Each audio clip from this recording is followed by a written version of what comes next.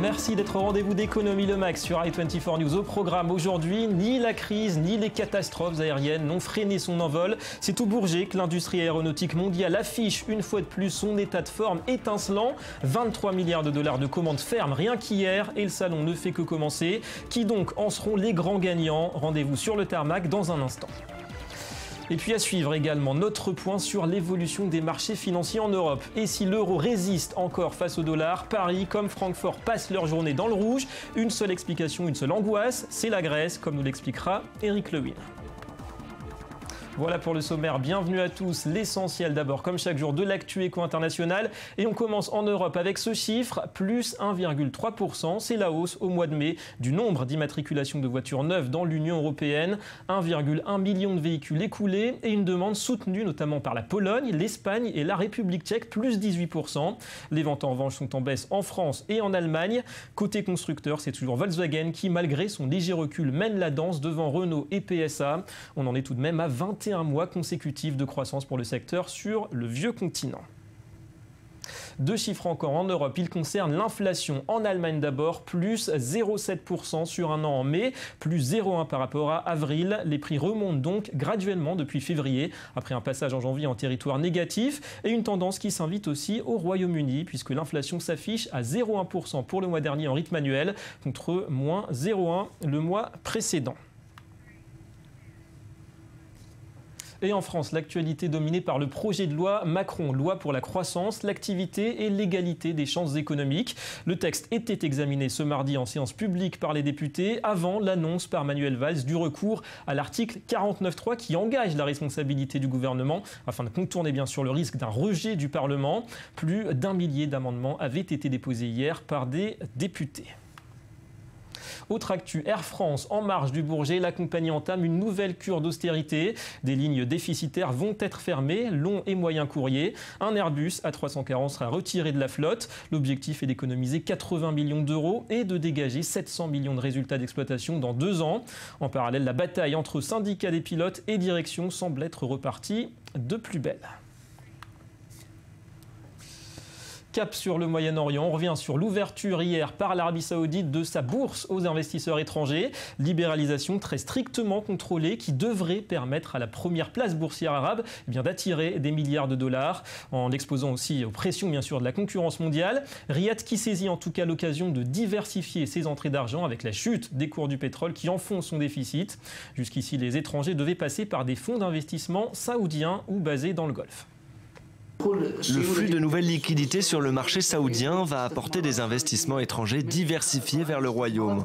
Les gros investissements étaient déjà disponibles, mais nous attendons un flux d'investissement de niveau moyen sur le marché saoudien pour avoir plus de variété et de diversification des investissements dans le royaume. Il n'y avait pas de grosses fluctuations constatées dans la foulée de cette ouverture. En Égypte, 1 an après le début des travaux, c'est le 6 août prochain que sera inaugurée la seconde voie du canal de Suez. C'est ce qu'a confirmé l'autorité du canal. Le projet est en phase d'achèvement, 8 milliards de dollars de coûts pour moderniser et rendre plus rapide le trafic au sein d'une voie devenue une source vitale de devises pour le pays. Pays qui fait face à un taux de chômage à 2 chiffres et aussi toujours à de sérieux défis sécuritaires.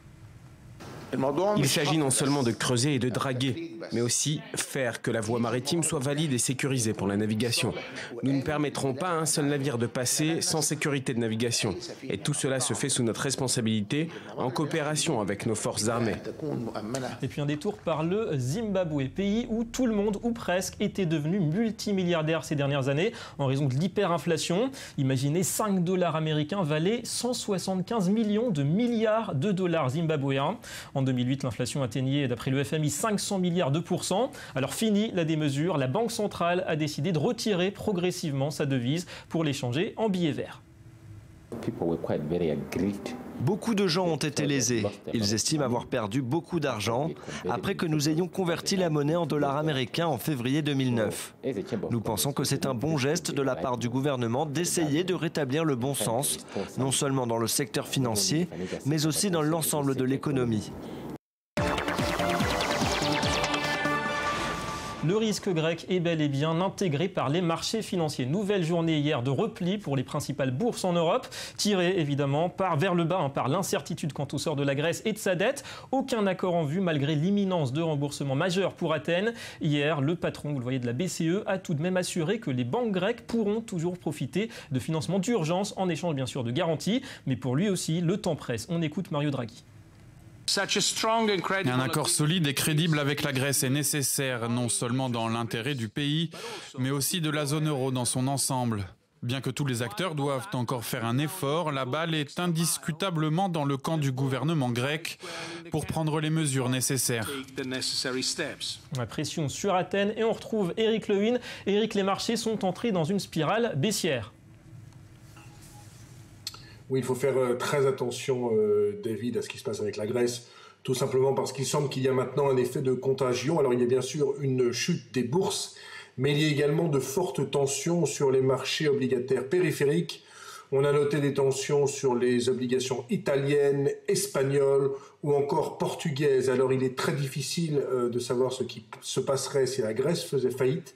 Mais en tout cas, on a l'impression que les investisseurs commencent à vendre les dettes périphériques, à sortir de ces pays.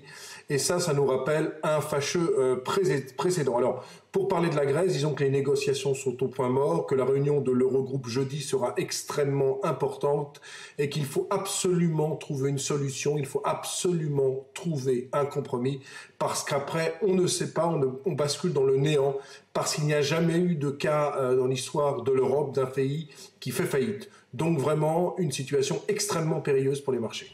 Ouais, la peur de l'inconnu pour les grandes places financières. Merci Eric Lewin.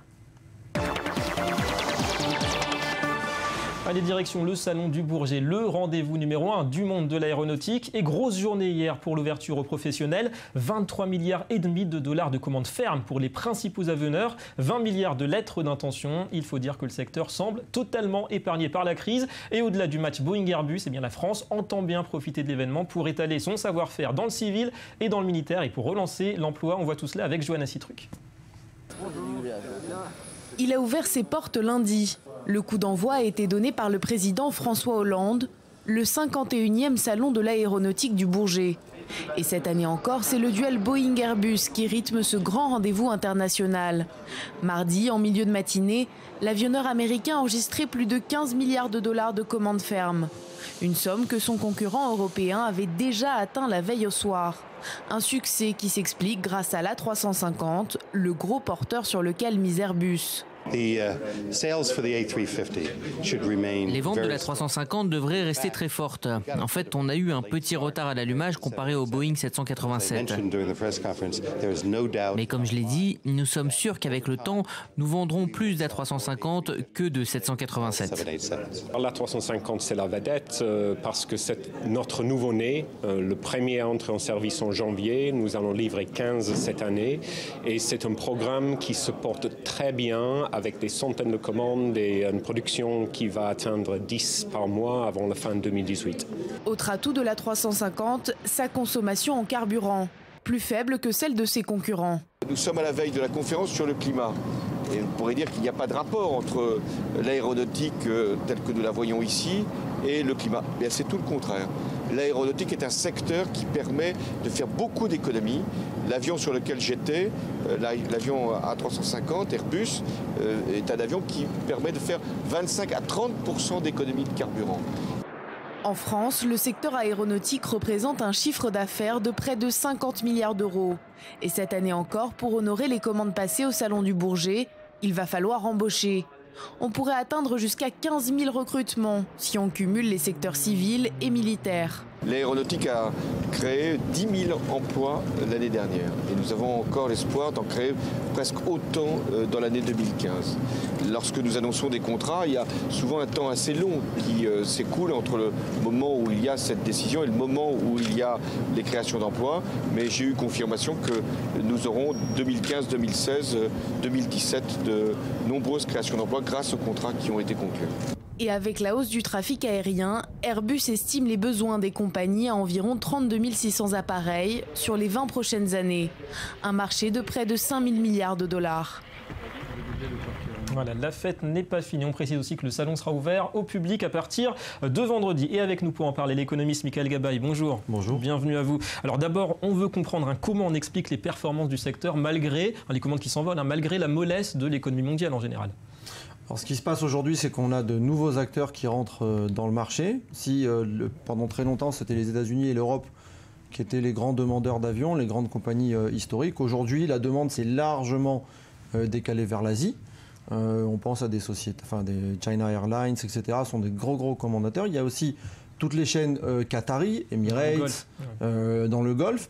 Aujourd'hui, on parle dans les pays émergents qu'un habitant sur 5 de ces pays vous prend l'avion une fois par an.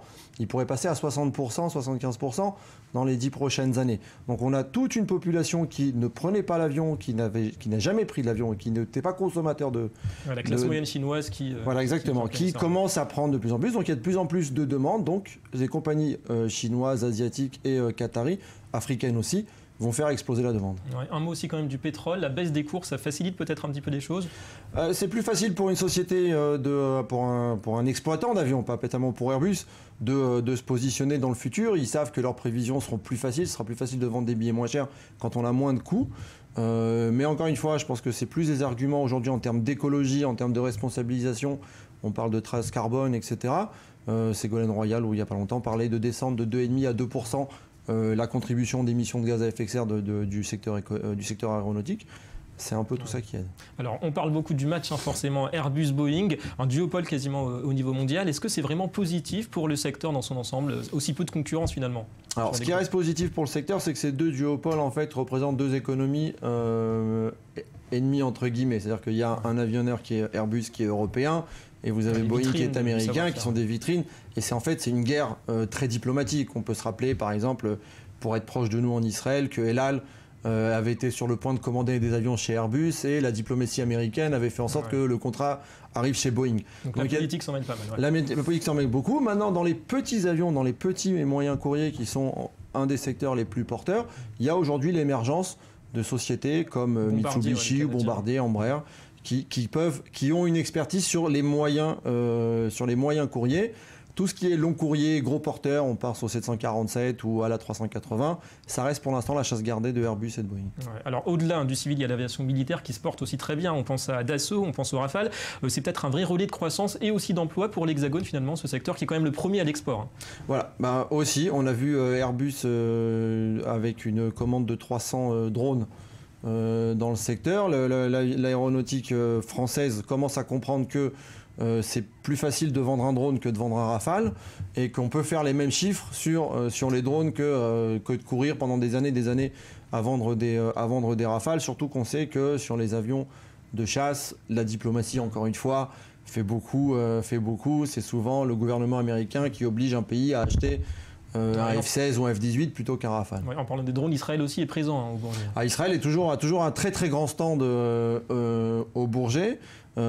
Toujours très visité, très apprécié. Évidemment, les drones, c'était un peu les précurseurs Israël, mais on pense à toutes les technologies, tout le high-tech israélien qui vient prendre on pense aux casques intelligents, etc.